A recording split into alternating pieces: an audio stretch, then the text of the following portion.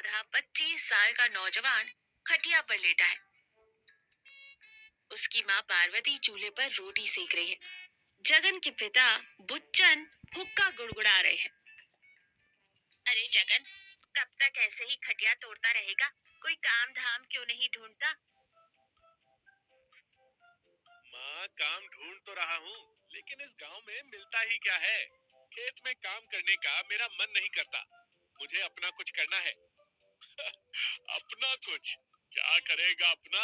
कोई सोने की खदान खोजेगा क्या? जगन उठकर बैठते हुए कहता है। पिताजी, आप मजाक उड़ा रहे हैं, लेकिन मैं कुछ बड़ा करूंगा। मैंने सोचा है मैं एक ढाबा खोलूंगा। ढाबा? कहाँ खोलेगा ढाबा? उसी नए हाईवे के पास, जहाँ से वो बड़ा वाला ट्रक निकलता है। वहाँ बहुत लोग रुकते हैं। मेरा ढाबा चल निकला तो बस मजे ही मजे हैं। अरे पगले, हाईवे के पास ढाबा खोलने के लिए बहुत पैसा चाहिए।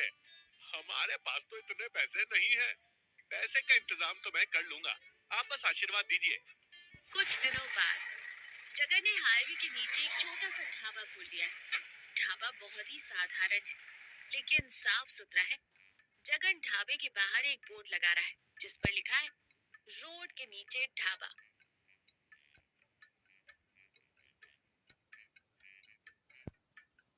लो भाई, अपना ढाबा तैयार हो गया। अब बस ग्राहकों का इंतजार है। तभी एक ट्रक रुकता है। उसमें से एक मोटा आदमी, जिसका नाम अमरनाथ है, नीचे उतरता है। अमरनाथ बहुत ही चिड़चिड़ा और गुस्से वाला है। ओ छोरे, यहाँ कुछ खाने को मिलेगा? जी साहब, क्या खाएंगे? क्या क्या है तेरे पास? जल्दी बता, भूख से जान निकल रही है। साहब, दाल रोटी है, सब्जी है। बस बस, जल्दी से दाल रोटी ले आ। और सुन, अगर खाना अच्छा नहीं हुआ तो पैसे नहीं दूंगा। जी साहब, अभी लाता हूँ। जगन जल्दी से दाल रोटी लाकर अमरनाथ को देता है।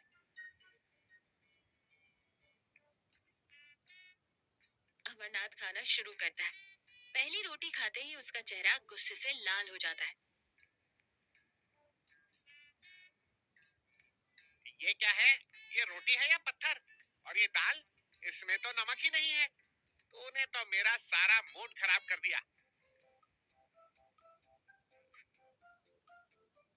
माफ करना साहब, मैं अभी बदल देता हूँ। नहीं चाहिए तेरा खाना। ले अपने पैसे और मुझे माफ कर।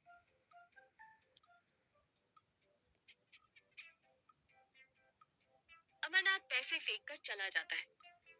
जगन उदास होकर बैठ जाता है। जगन उदास बैठा है। पार्वती और बुच्चन उसके पास आते हैं।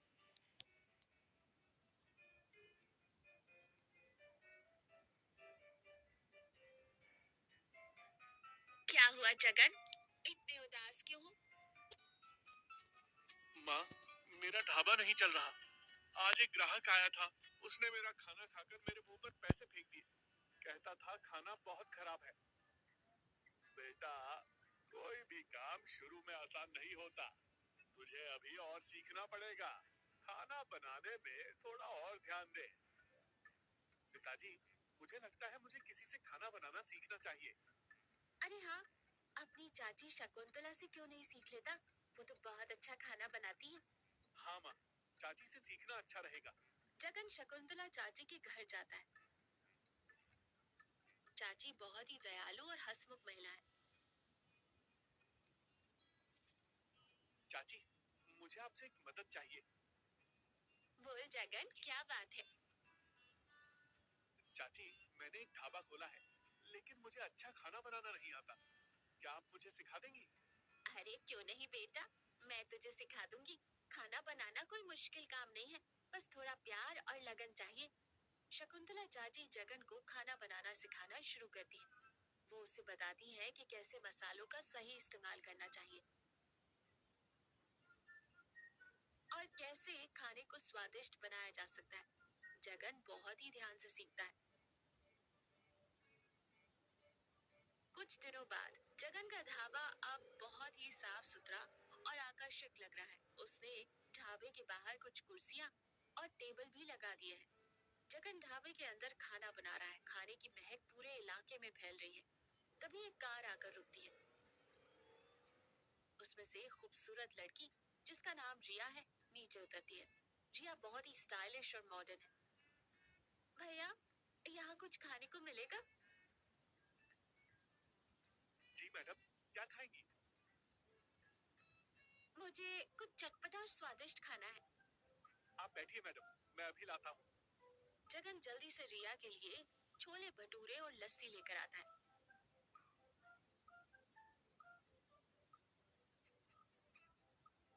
रिया खाना शुरू करती है। पहला निवाला खाते ही उसकी आंखें खुशी से चमक उठती हैं। वाह भैया, खाना तो बहुत ही स्वादिष्ट है। मैंने ऐसा खाना पहले कभी नहीं खाया। शुक्रिया मैडम, ये सब मेरी चाची का कमाल है। उन्होंने ही मुझे सिखाया है। आपकी चाची को मेरा सलाम कहिएगा। और हाँ, अब से मैं जब भी इस रास्ते से गुजरूंगी आपके ढाबे पर ही रुकूंगी।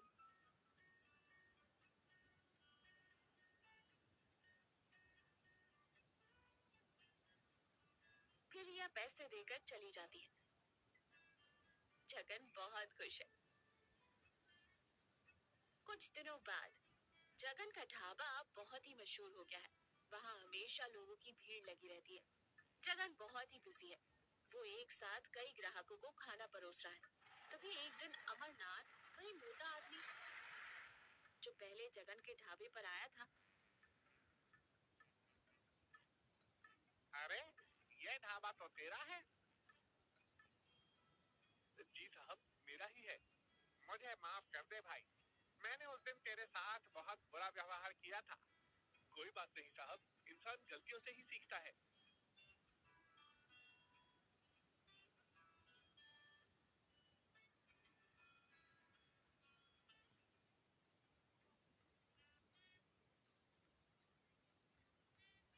लेकिन तेरा ढाबा तो अब बहुत चल पड़ा है।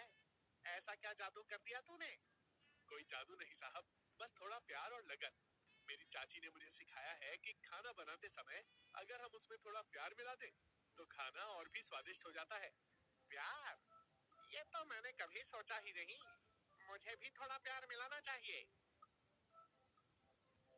अमरनाथ जगन के ढाबे पर खाना खाता है और बहुत ही खुश होता है। वो जगन को बहुत सारा आशीर्वाद देकर जाता है। जगन का घर। जगन बहुत ही खुश होकर घर लौटता है। वो अपने माता पिता को अपने ढाबे की सफलता के बारे में बताता है।